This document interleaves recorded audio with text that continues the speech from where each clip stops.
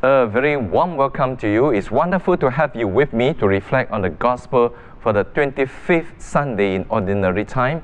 The reading is taken from Luke chapter 16, verses 1 to 13, and the theme is Slave of Money or Servant of God. I'm sure that you have heard, as I have on a few occasions, when I meet people and introduce myself, I am from St. Ignatius Church, and they would instantly remark, "Oh, that rich church," said either with a tinge of jealousy or envy. I would also reply, "Yes, we are rich in kindness, generosity, and mercy." And my different take on this richness in humanity seems to stump them. And many people may be rich in possessions, but unfortunately are poor in kindness, courtesy, and generosity. How can we be rich in the eyes of God, to be a servant of God and not a slave of money? Jesus tells us obliquely in the parable of the rich man and the crafty steward with the lesson, no servant can be slave of two masters. He will either hate the first and love the second, or treat the first with respect and the second with scorn. Luke chapter 16, verse 13. And this is the message of our gospel for this week. And Pope Francis, in his Angelus prayer on the 31st of July this year, reiterates this message for us. It is understandable and right to desire to become wealthy, but we should desire to be rich according to God.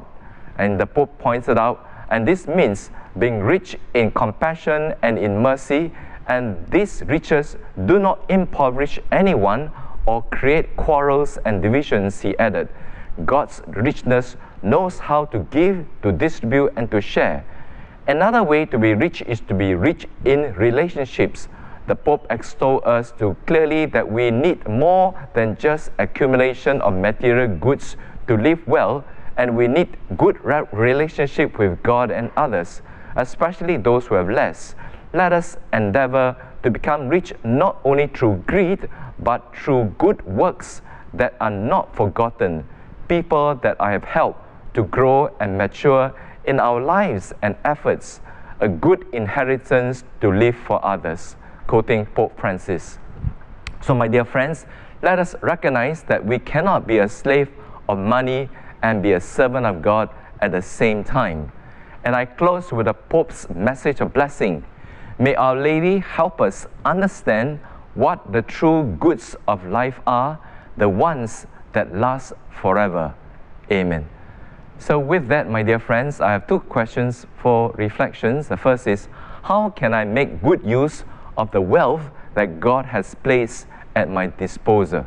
And the second is, when was the last time you gave freely to help someone without any conditions or strings attached to your charity?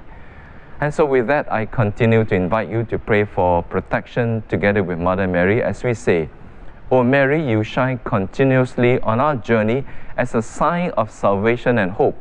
We entrust ourselves to you, health of the sick, who at the foot of the cross, you participated in Jesus' pain with steadfast faith. You, salvation of the Roman people and of the whole world, know what we need. We are certain that you will provide, so that as you did at Cana of Galilee, joy and feasting might return after this moment of trial. Help us, Mother of Divine Love, to conform ourselves to the Father's will and to do what Jesus tells us. He who took on our sufferings upon himself and bore our sorrows to bring us through the cross to the joy of the resurrection. And we seek refuge under your protection, O Holy Mother of God. Do not despise our pleas, we who are put to the test, and deliver us from every danger, O glorious and blessed Virgin. Amen. And may God bless you and continue to be a servant of God, so that God may be glorified, and especially as we end with this, the third week of Laudato Si, the season of creation, to care for our common homeland. May God bless you for doing that.